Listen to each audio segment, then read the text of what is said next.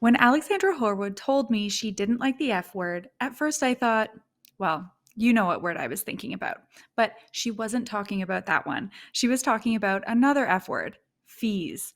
To be honest, it's no surprise that she doesn't like that word. In recent years, financial fees have acquired a very negative reputation.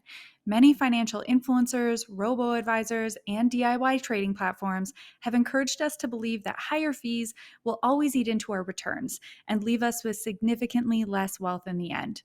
But is that really true? If I want to stay with my financial advisor, will the fees really keep me from achieving my wealth and retirement goals? This is why I reached out to Alexandra, a financial advisor with Richardson Wealth. She joins us to break down the truth behind fees. Plus, we talk about meme investing and what to look for when searching for your own financial advisor or platform if that's more your style.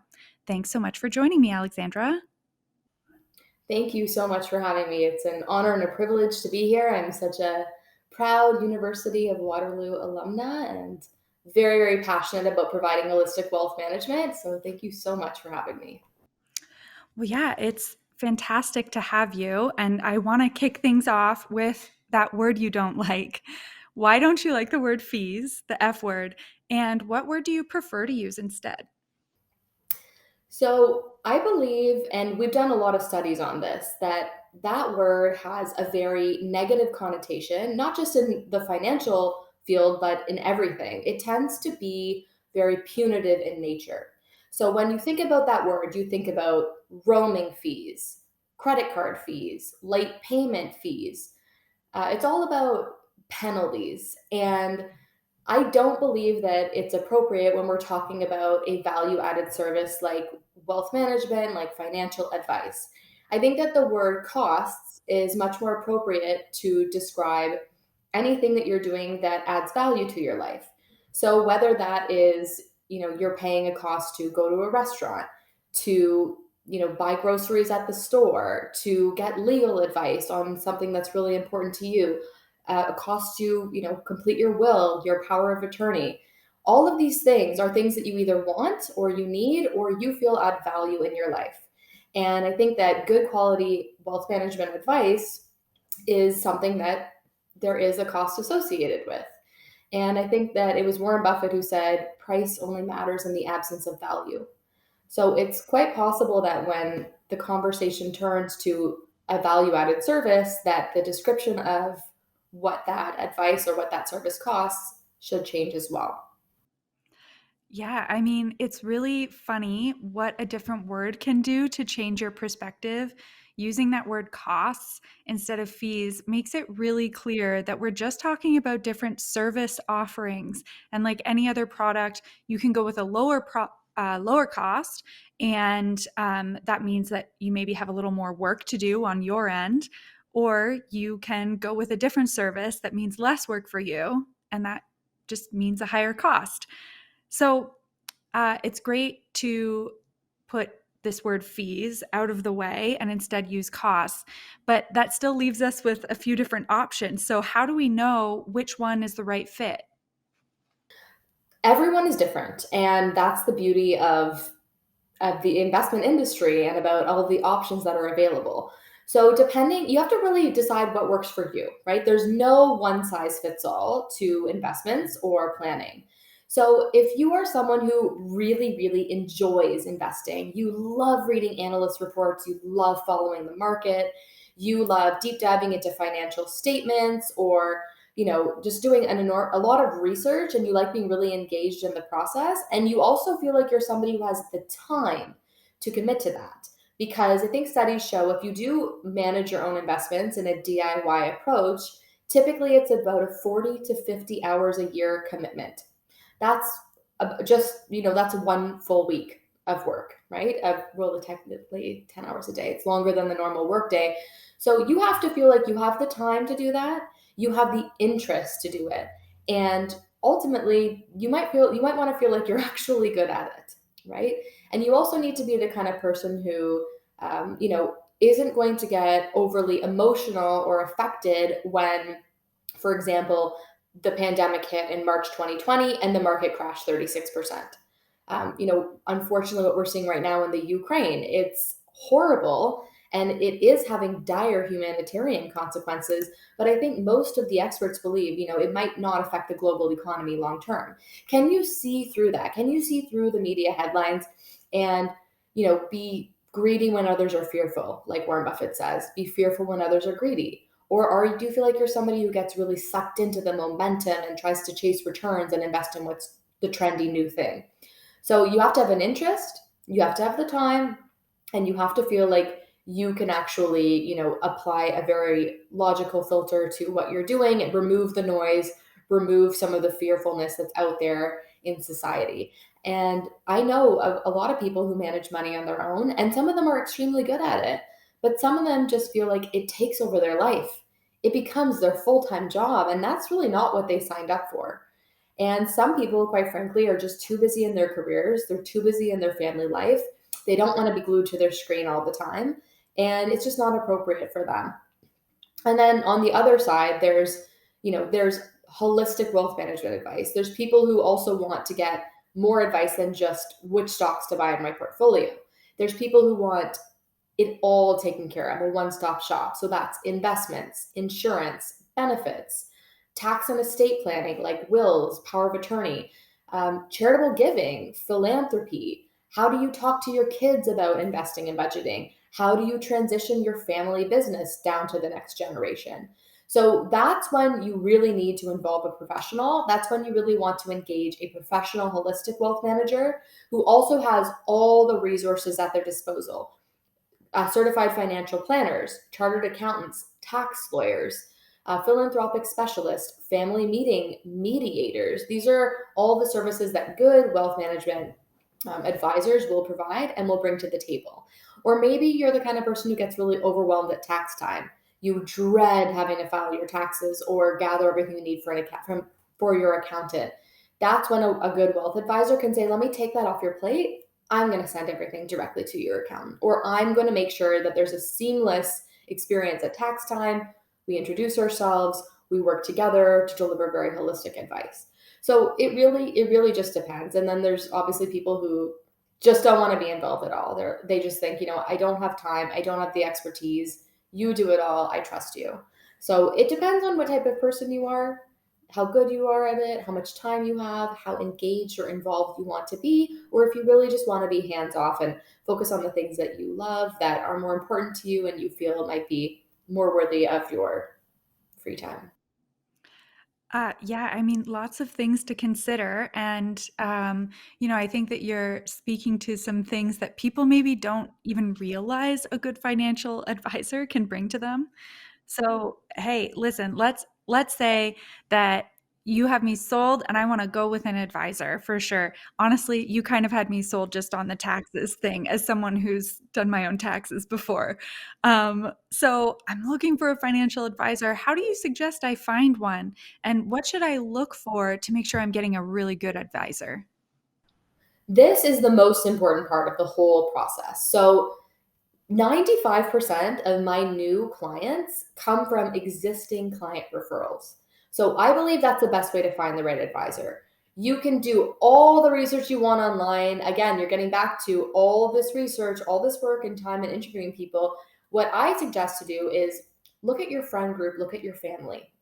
Look at the people who are doing well in their lives, who seem to be very respectful, have it together, and seem to be just the kind of people who you trust and respect.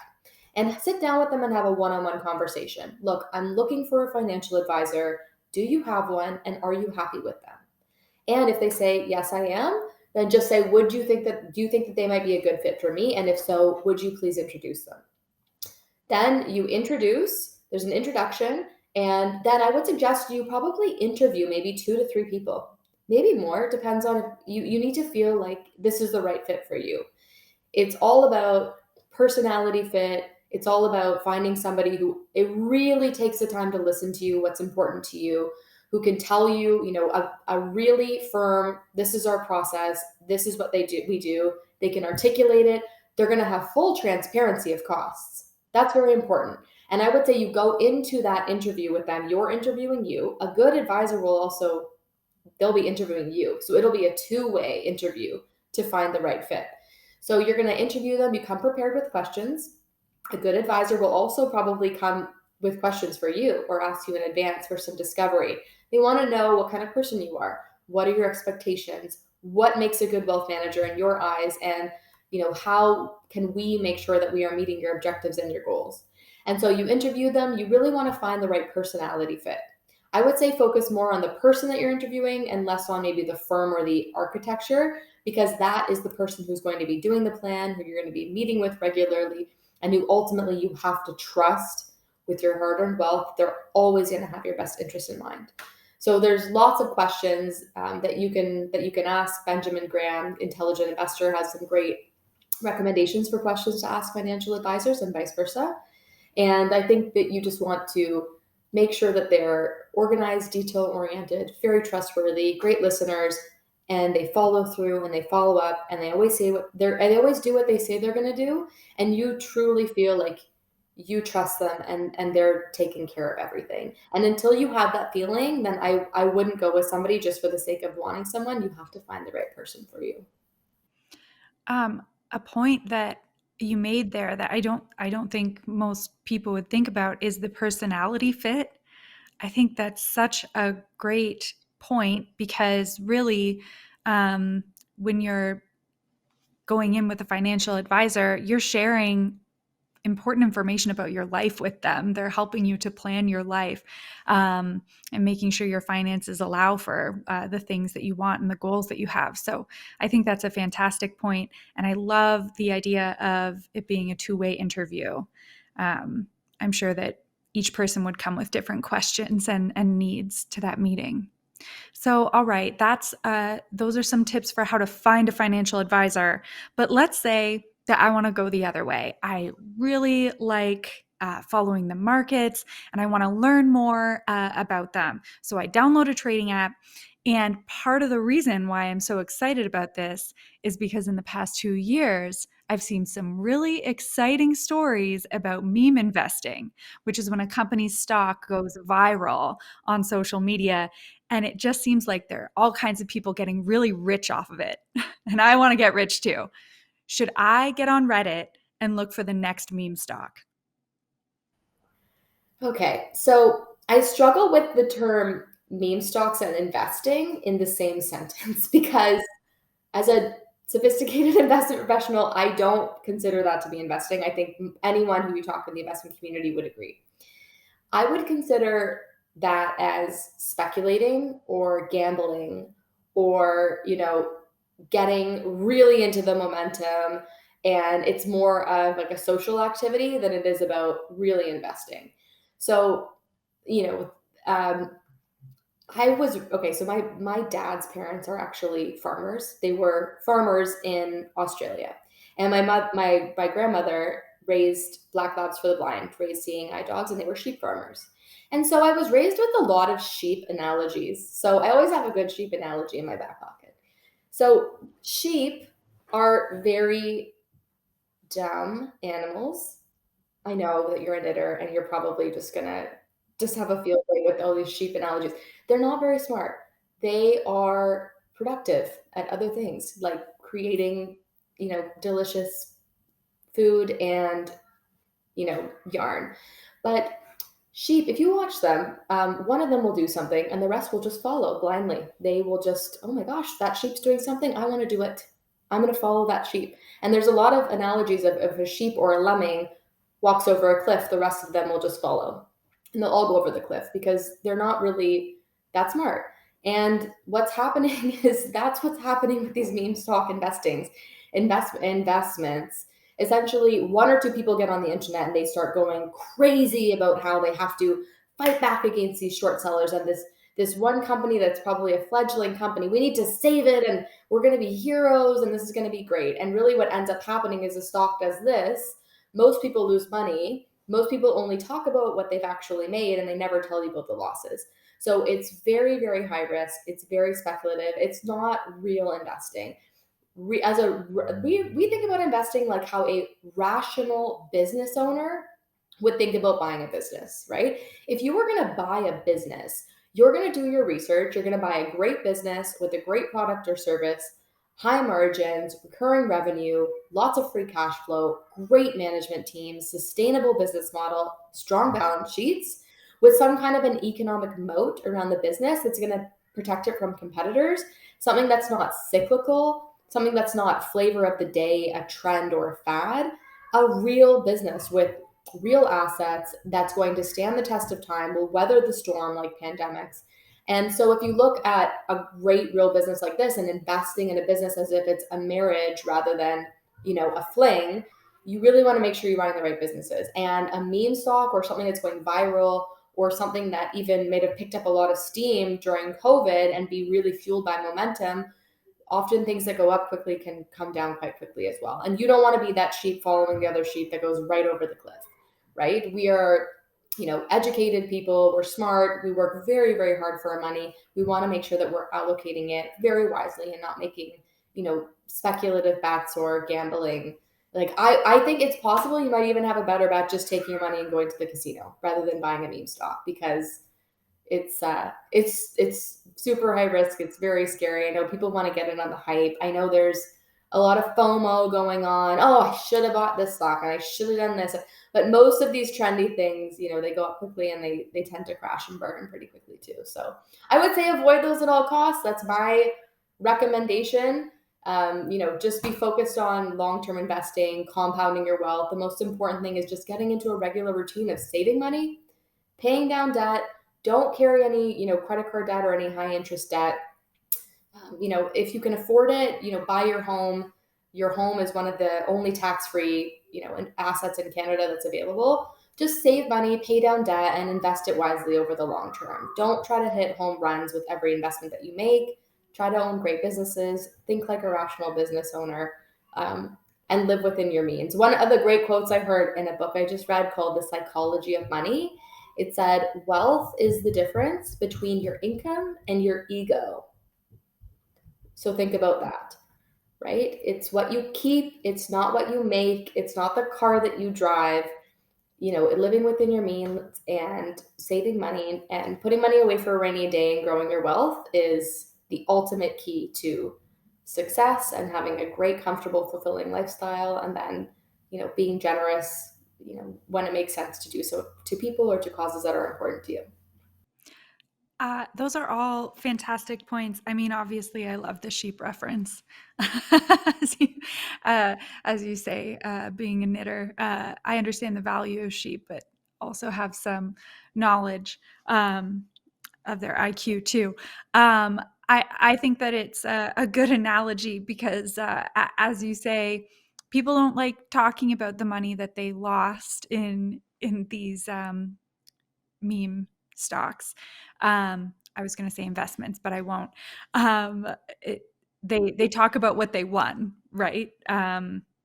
So I think all good, food for thought, and I think it also harkens back to that Warren Buffett quote that you said before about being greedy when people are fearful, and being fearful when people are being greedy and wanting to make more money off of GameStop or whatever. It doesn't seem to make sense.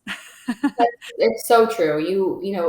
We have to really just apply a contrarian lens to the way that we're thinking about things when it comes to investments, right? When things don't seem to make logical sense of why they're so expensive or why they're so cheap, as long as it kind of fits with the ongoing future trends of where you think the world is going or where things appear to be going, then I would say, it's good to be confident and go against the grain as long as you have the research to back it up or you have a trusted resource who, like a great financial advisor who is encouraging you along the way.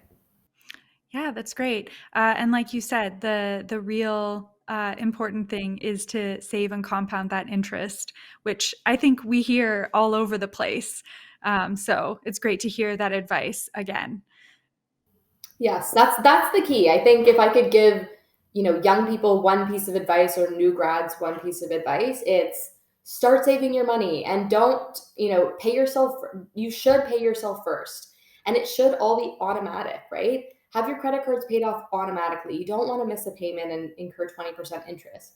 Make sure that your savings plan is automatic. Even if it's 50 or $100 a month, just get into the regular habit of saving money. and paying off debt is really important too. Don't be, I think the term going around now is sheeple. Mm. Don't don't be sheeple, okay? That's bad. Right. This has been great, Alexandra. Thanks so much for sharing all of your knowledge and thoughts on these things. Hopefully, it can get some alumni started on their financial journeys. Absolutely, or at least, give you the confidence to make a change if that's what you want to do, right?